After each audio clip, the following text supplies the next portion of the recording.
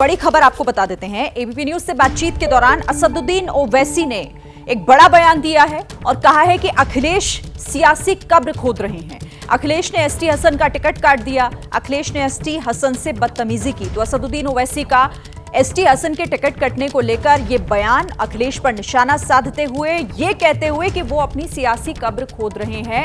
लगातार अखिलेश यादव चुनाव हार रहे हैं और साथ ही उन्होंने ये भी आरोप लगाया कि एसटी हसन के साथ ये बदतमीजी की है अखिलेश यादव।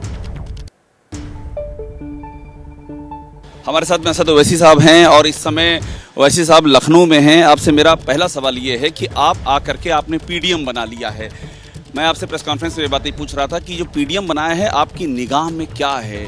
ये सियासत है मुसलमानों की, अखिलेश यादव के साथ जो वोट बैंक जाता है वो आपकी निगाह में है? थोड़ा इसको आप अगर एक्सप्लेन करेंगे तो क्लियर होगा। देखिए, लोकसभा के चुनाव सामने हैं। हम तो कोई फिलोसोफर नहीं है, ना साइंटिस्ट हैं।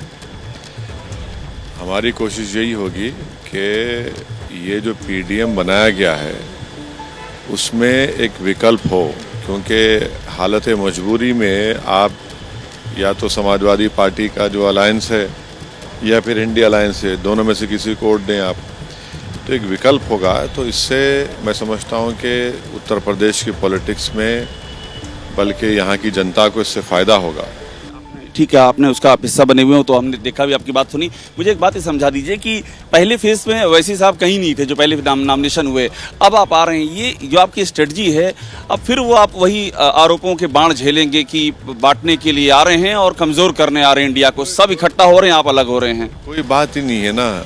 इल्ज़ामात तो हम पे लगते रहेंगे।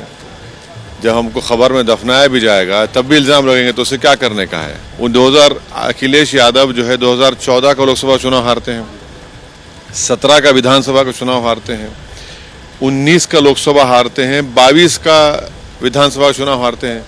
भाई, आप 4 चुनाव हार रहे हैं और कभी आपको आईने में अपनी सूरत नहीं दिखाई देती। आपको दिखता है चेहरा असदुद्दीन ओवैसी का, और आप यूज़ कर रहे हैं अल्पसंख्यक समाज को, और उसके बावजूद भी आप कुछ नहीं कर पाते हैं। बोलते क्यों नहीं? अच्छा, ये जो बताइए, मुरादाबाद में आपके पार्टी का लोकसभा का लीडर है एसटी हसन, निहायती शरीफ आदमी, आप दो लोगों को टिकट दे देते हैं, उनके ऊपर बदतमीजी करते हैं, बेइज्जती करते हैं उनकी आप, और उनको टिकट नहीं देकर किसी और को दे देते हैं।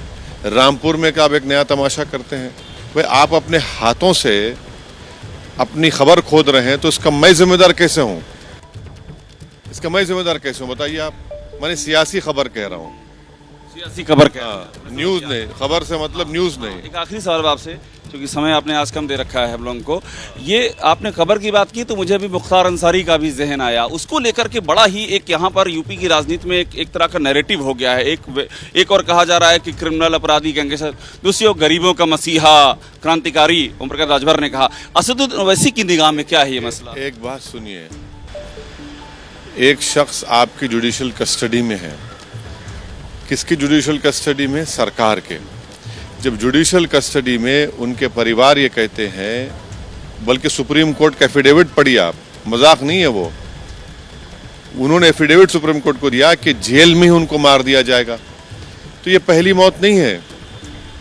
पुलिस की हथकड़ियों में 2 लोगों को उनका एनकाउंटर कत्ल कर जाता है, पुलिस तमाशा ही बनी बैठी हुई है, ये इनकी मौत हो जाती है।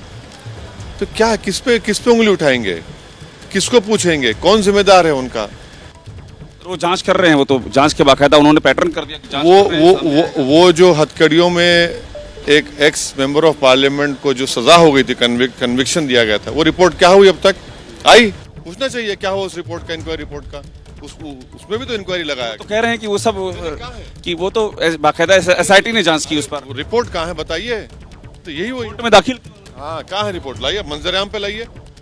हमारे साथ में असदुद्दीन ओवैसी हैं और बहुत ही खुल करके बातें कर रहे हैं और ये सीधा इल्ज़ाम लगा रहे हैं कि जो हुआ है मुख्तार अंसारी के मामले में, उसमें एक फाउल प्ले है, इसका सीधा आरोप लगा रहे हैं और साथ में ये भी बता रहे हैं कि किस तरह से सियासत की कब्र खोदने की बात कही है उन्होंने समाजवादी पार्टी के संदर्भ में, वो भी बेहद प्रासंगिक है। हरिओम के साथ अभिषेक उपाध्याय, एबीपी न्यूज़, लखनऊ।